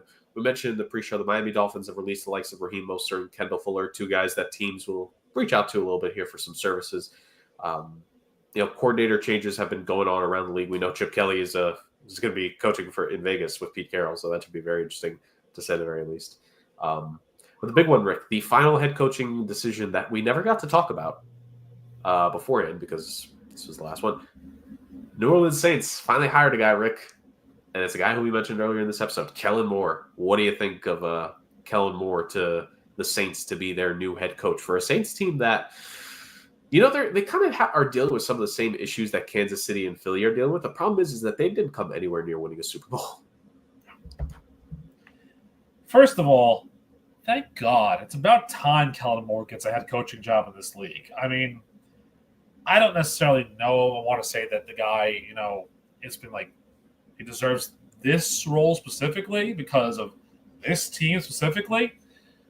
But the guy worked his butt off. He was the Cowboys head coach in waiting when Jason Garrett was there. And then Jerry Jones said, "No, I want the name Mike McCarthy. I want him to be my head coach." Okay, so I'll go be Brandon Staley's OC for a year. Well, that didn't quite work out that well. Although, there's rumors that Brandon Staley is the DC in New Orleans, which, given the number 1 pick in 2026 now, that happens. Yeah. And then he goes to Philadelphia and he proves himself. He proves that he's a really good offensive mind. I like it. I think that for him, it's a good enough spot. They have the number 9 overall pick going into this season. They have questions of their own too, because a lot of their team was hurt this season. Like they started off this year with 2 of the most high-powered offensive games we've ever seen. Yeah, I remember that episode. We were calling for Dennis Allen as coach of the year just to spite you. Yeah. And I mean, thankfully, I was proven right at the end. I was going to say, thankfully for you, after that, they went 3-12. So, yeah, not great. And then Dennis Allen got fired, which typical. The real question is, what do they do with Derek Carr? They don't really have a true backup quarterback. I know they drafted Spencer Rattler and they have Jake Haener, but they don't have a true backup quarterback or a true young star quarterback because none of those guys are the answer. This could be a team that if they want to look at all their options, they could be a player for drafting somebody a little too high, I think. Well, this is also a team, when you think about it, I say close up around the league, we're going to talk some Saints here, ladies and gentlemen. Oh my God. But no, there's questions to answer about excuse me. There's questions to answer about this team. Cam Jordan, and is he finally going to retire, right? Like, this is the last year of a little deal he signed. Over 100 sacks in his career. He's made it to Pro Bowls, some all-pro teams. So he's going to he should get his jersey number retired by the Saints. He's got a decent case for the Hall of Fame too, right? 121 sacks. That's not easy. So. He's a very successful guy. They started to kind of strip down the defense a little bit, right? They traded away Marshawn Lattimore. There's questions about Alvin Kamara now. Depending on what the timeline of this team is, Chris Olave, who's shown to be a really, really good wide receiver, right? He's also had some bad injury luck because Derek Carr has a knack for throwing his guys into situations where they're going to get blasted in the head or neck by a quarterback. But Chris Olave has done like a solid, he's had a solid career so far, 2 1,000-yard seasons to start things off before it was so unfortunate that he kept getting injured this season. Yeah. So you need to ask long-term questions about him because I think he was a first-round pick.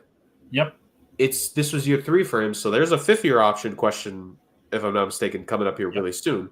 Whether you accept or decline that, then there's going to be the question of contract extension. Would his team even be willing to do that? Because if they go too early, he might get undervalued. So you may not even be able to sign him for a while. There's a lot of questions the Saints team needs to figure out. And even the offensive line, which that offensive line for a while was actually the strongest part of this team, but the last couple of years, guys have been getting hurt. They've actually done a decent job at drafting, but as they've drafted, now you need to look at the roster and be like, okay, do we start to let guys go? I think Ryan Ramczyk, his future is going to come into question again, right? Yeah. And you have a situation where Trevor Penning, he was one of our busts after his rookie year. I haven't really heard much from him since, honestly. Yeah. So they have 4 guys that I'm looking at right now. They have 4 guys who were first-round picks. Penning, Ramczyk, Cesar Ruiz was a first-rounder. A center that they made into a guard, and then the guy they drafted last year, Fuaga, the left tackle. So it's a good offensive line, but it's a young offensive line, and it's probably it could get younger because Eric McCoy and Ruiz, I don't know if both of them are going to be on this team next year, and I think Ramczyk may not be on the team after this year. Honestly, it's still early. I think we're going to be hearing about a lot of releases, to say the very least, on this team. Yeah, I mean, and that's not necessarily the worst thing in the world for a guy who's a brand new head coach, coming into his first head coaching gig to kind of start with the cupboard a little more bare than, you would have thought going into the year. The big key, though, obviously, I think you hit the nail on the head with this. The Saints have to keep Chris Olave. Make any overture you want, they have to keep him because Olave and Rashid Shaheed are a good 1-2, but after that, it's Kevin Austin, it's Bub Means, it's Cedric Wilson Jr.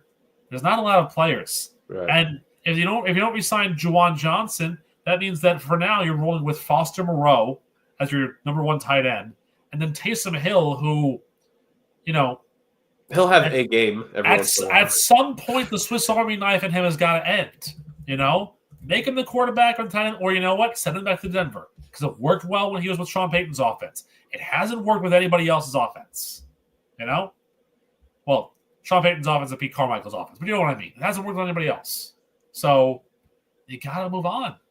And I think there's overtures they made to Robert Prince to be their offensive coordinator, the Dolphins wide receiver coach.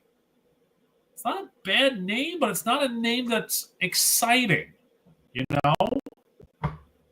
To me, it means that Kellen Moore is going to be the offensive play caller, which fine, but you could do better in a division that is pretty winnable. Year in and year out, this division is winnable, unless you're the Carolina Panthers. I will say, Rick, looking up Morgan real quick right now and looking, he did a good amount of praising for Derek Carr at his press conference, but he did not directly say he's sticking with Derek Carr. Because I don't, yeah. Ooh. Well, keep in mind there was something that came out a few weeks ago, I think, or a few days ago rather, and it was a score line for when Boise State trounced Fresno State. That Kellen Moore was the winning quarterback and had a near perfect game while Derek Carr threw 4 interceptions. He's probably looking at that sideline saying, "Do I want this guy to be my quarterback? I don't know." So you're right. He's praising him indirectly, but not directly saying the staff that's our quarterback. They have the number 9 overall pick in the first round. Don't be surprised if you start hearing Jackson Dart, Jalen Milroe, these names as possible guys going to the Saints. Can we really rule out a Saints trade up for a Cam Ward maybe? Well, the Titans are talking to people, so it wouldn't surprise me if that was the case. Or a Saints trade up for Shedeur Sanders. Maybe. Because again, I don't necessarily believe that the Browns or the Giants, who are 2 or 3, should take a quarterback. And if I have those 2 teams in our mock draft, I'm not taking a quarterback with either one of those 2. Standing right now, February 16th, there are other needs that they need. I'm not taking a quarterback with either of those picks. But, if only we could make it so that Justin has to pick both of them. But the Saints could be in the market, and it's not a position of need. But if the name is there that you want, if the Saints get Shedeur Sanders, electric. It'll be the most electric quarterback they've had since before Drew Brees' time, before Aaron Brooks. Because when Aaron Brooks was there, when he was in his prime, it was pretty exciting football. And then, it failed. But then they got Drew Brees, and look what happened. They won their only Super Bowl. Yep. So maybe out of the darkness. You never know. But not the Aaron Rodgers darkness, because he's just going to that and just never return. Yes. And speaking of the draft order is fully set now for the first 3 rounds. More compensatory picks need to be made. So that'll be key, ladies and gentlemen, because, of course, are we really surprised? We will be. I could very confidently say this now. We will find a way. It's going to be difficult with our scheduling, especially me in May. But we will figure out a time and place of when we can record the per usual yearly ritual of the Sports Agents of Chaos 3-round mock draft. Well, maybe before May, though. Isn't the draft in April? Is it? Yeah, the draft is always in April. I thought it was mid-May. I don't know why. No. It's always in April, I think. Something. I think, yeah. I'm definitely confusing it with something. But yeah, I guess April. April schedule is definitely a little bit tricky for me. But we will, at some point, a couple weeks out of the draft, we will do our 3-round mock. And once we do get that final number, it's going to be fun. It's always an even amount of picks that we make. We've been lucky, I think, the last couple of years. I hope the luck continues this year, that we get a number divisible by 3 to continue that tradition. And if not, someone will get an extra picker in there. Maybe that'll be Justin's olive branch for winning the pick challenge. Maybe here you go, buddy. Have an extra pick. Or maybe you never know. Maybe if it's a number divisible by 4. Oh, maybe. Who knows? Maybe. But that's to be confirmed. So, ladies and gentlemen, that's just about the discussions around the league. Only so much has happened. The Dolphins release some guys. The Saints have their new guy, and they may or may not be trading or releasing some guys here soon enough. We'll see. So, it's been fun. But now, the final segment to have today. Podfather, you know how this goes. For the final time for this official 2024 NFL season, Rant and Rick's Roast Podium. There's a lot of things, as you know, that go into this that kind of bring me into a state where I get riled up. I have three. That's what the podium is. One is a call out to my friends, people that are like me. One is the fact that I'm annoyed that somebody's actually right about something. Partially because I'm annoyed with the person that I have to agree with. And then the other one is just the reason why I hate college sports in this current era. So let's begin. Number 3 on today's list. To my fellow brethren, Mets fans. Yes, spring training has started. Pitchers and catchers have arrived. Can we please calm down with the Juan Soto love? The tweets that came out yesterday, oh, he looks so good in blue and orange. Oh my God, it's Juan Soto. Hasn't played a game for the Mets yet. Hasn't swung a bat for the Mets yet. Signed a 15-year, $765 million contract, which I personally believe, too many years, too much money. All I got to say to you, Mike Trout. Too many years, too much money. How many playoff series has Mike Trout won with the Angels? I'll give you a hint. It's a very big round number like this. 0. Mike Trout's a great player. Juan Soto's a great player. The problem is, he hasn't done a damn thing on the field yet. Let's calm down. Let's give it a year. Let's digest it. Because just because he's on the Mets doesn't mean they're a World Series winning team. Dodgers are still in the same league. Got to face them at some point. So let's just calm down. I get more excited, but temper your expectations a little bit. Number 2, let's go to the college sports one because I think the other one is more annoying, and we'll get a better laugh for you. Here's why I hate college sports right now. This is the first year of the Big 12 Women's Lacrosse Conference. It's the first year of it. So women's lacrosse, the conferences are a little strange. They're a little all over the place because certain parts of the country don't play lacrosse, certain parts do, but certain parts, minor here or there.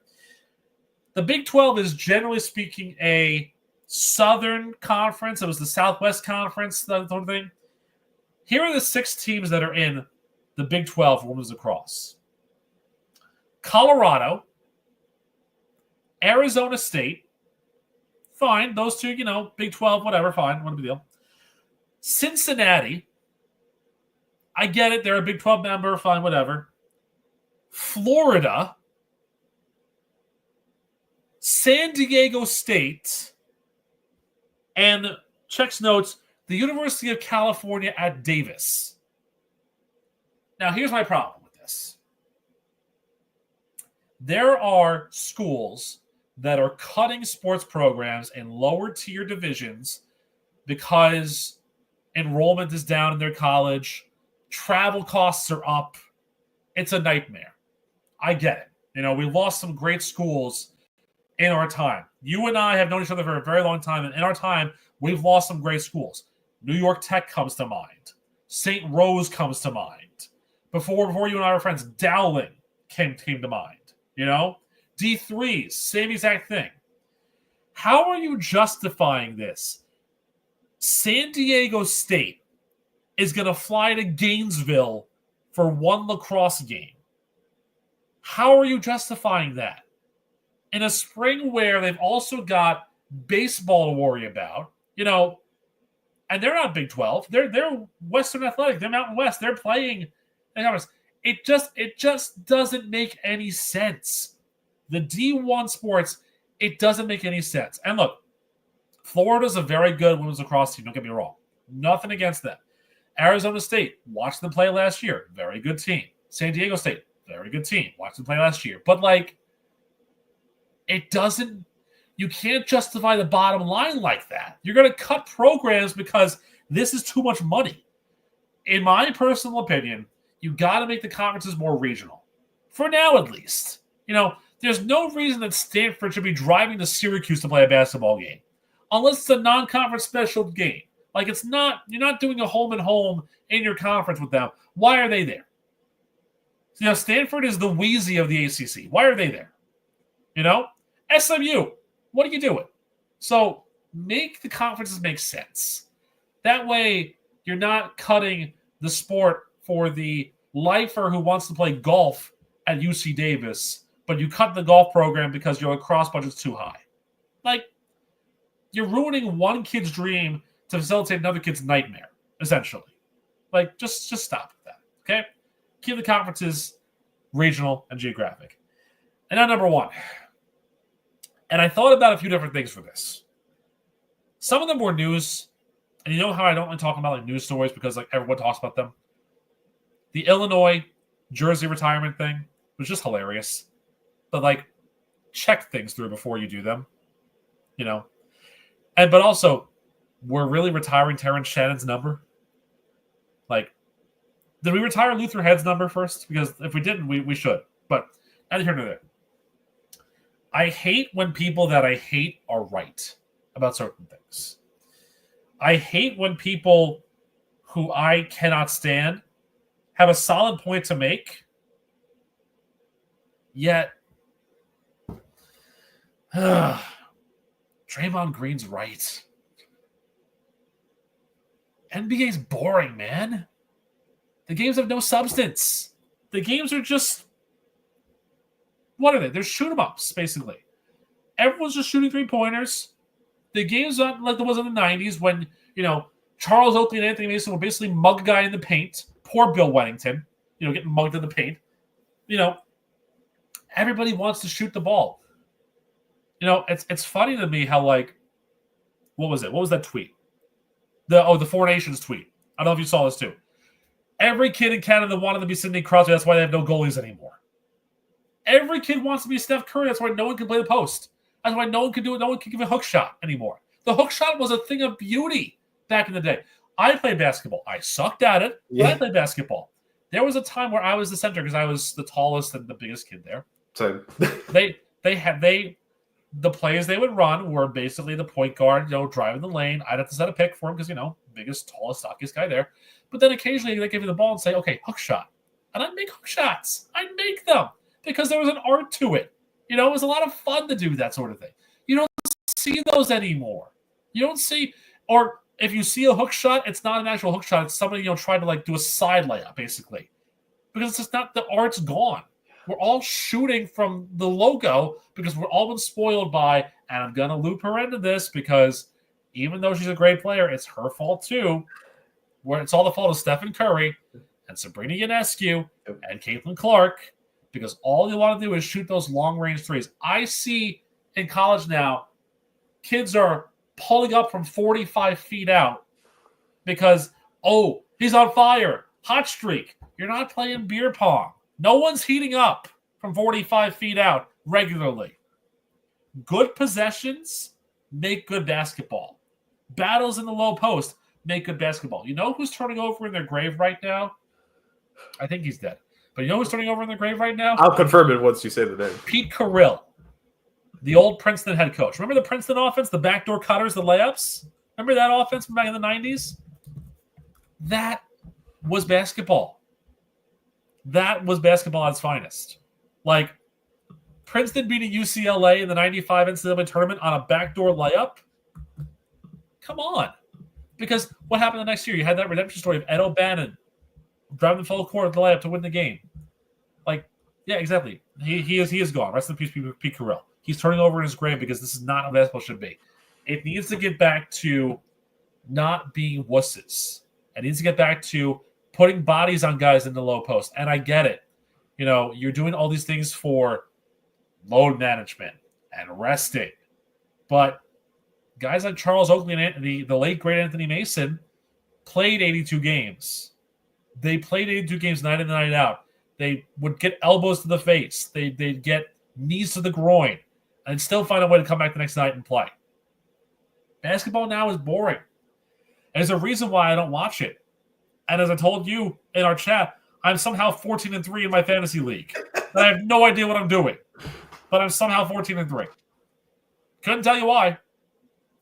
I tried to trade the guys that I don't like on my team, but they won't let me trade the guys that I have on my team that I don't like. I have tried. I have tried to trade. I have James Harden and LaMelo Ball.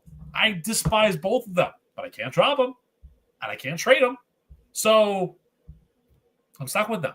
And so begrudgingly, if I win a championship with those two guys, I'm going to be like, well, I won a title, but was it really worth it at the end of the day?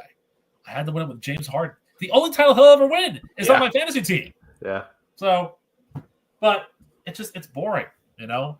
It says a lot that I would rather watch a stock car race today than watch basketball because I know it's the All-Star game. But even the All-Star game is boring and trash, you know? I mean, look what happened last night with the skills challenge. The Spurs cheated. Yeah. And Mac McClung jumped over a car. Great. We've seen it before. Yeah. I know he jumped over the body of the car, but it's like, here's the thing. Mac McClung, you don't actually play for an NBA team. You're stuck in G League developmental hell. You know, they just pluck him out for the dunk contest, and that's it. It's boring. It's trash. It's changed the game. The Four Nations tournament is revitalizing hockey. Yeah. You know? Last night was awesome. Even though I kind of feel bad for the Finns and the Swedes. Because here's the thing. That game should have gotten a lot more play than it did. It's a big rivalry, but like everyone's like, oh, Finland, that's cute. Sweden, that's cute. USA, Canada, though. Oh, yeah. That's where it's at. The NBA's got to find something like that to do. Because right now it's just not happening. There's no stake. The NBA Cup is a joke. You know, the All-Star game, All-Star Weekend's a joke. The celebrity game, can't even call it a celebrity game because who are the celebrities in that? Bailey from the WWE? They're basically. That's the only one that I know. Yeah. And again, I'm amazed they didn't get like George Kittle or like because sometimes NFL players play in it. Like, well, no. Jerry Rice and Barry Bonds were the coaches. I mean, what did they have anything to do with the NBA? They watched it. I'm sure they've watched it. I don't know if they still do. Give me a celebrity game featuring Festus Ezeli. You know, yeah, exactly. Bring him back. Give me, you know what? This is the weekend to do it. Give me Seth Jones, Popeye Jones's kid. Popeye Jones was the number 4 pick in his draft. Give me Seth Jones. Let's see if he can do it more points than his dad did. You know, let's see that. Let's see something fun. You know, not this stupid 3-point contest where Damian Lillard doesn't do anything. And Buddy Hield doesn't even win because he had 31 points but in the wrong round. Like, give me something else. Yeah. Give me something else. And don't give me any of this Duncan nonsense, which I still have to pay out my bet. I know. I'm trying to find the right time to do it, but I'm also trying to find the right items on their menu to do it with. The problem is, like I said, many weeks ago, Duncan sucks because their menu items look too good for me to actually, have problems with. When it was the pumpkin time, that was the worst thing ever. Matcha I could probably do for bet, but we have some more like food to it as well. Give me that avocado toast with the really bad sun-dried tomatoes on it too. Give me that, or call something the Adam Rank, and make me have to suffer through eating that as well. I don't know, but that's all I'm saying. You gotta do better. Y'all gotta do better. Well, ladies and gentlemen, on that note, do better, try harder. Let's all go out there and be safe and warm out there for this February month. Thank you for joining us on this edition of the Sports Agents of Chaos podcast. Our coverage of the 2024 season concludes on this one. From another seat, he's not here right now, but from Justin, the Podfather, and myself, thank all of you so much that have joined in during this season and previous seasons. And if you're watching this episode back, if you find us here in coming weeks and months, thank you for joining us. We're just 3 guys who love to have a little bit of fun, love to talk football, just kick back, relax. Kind of a throwback for us to our days when we all worked with each other, except now we're doing it on YouTube for the beautiful people, and you get to hear our takes along the way. And look, every once in a while, we're right. So just wait and see how right we will be. An off season of free agency to talk about, a mock draft to do, more fun for us to have. And hopefully a nice little funner episode or two is what we plan to get into this offseason, ladies and gentlemen. So thank you for joining us for our coverage of the 2024 NFL campaign. Whether it's next week or the week after, when we do return here for beginning coverage for the 2025 season, it's going to be plenty more of fun football and chaos. Thanks so much for joining us all, and we will see you guys next time for the beginning of coverage on a new NFL season. Thank you, and bye-bye.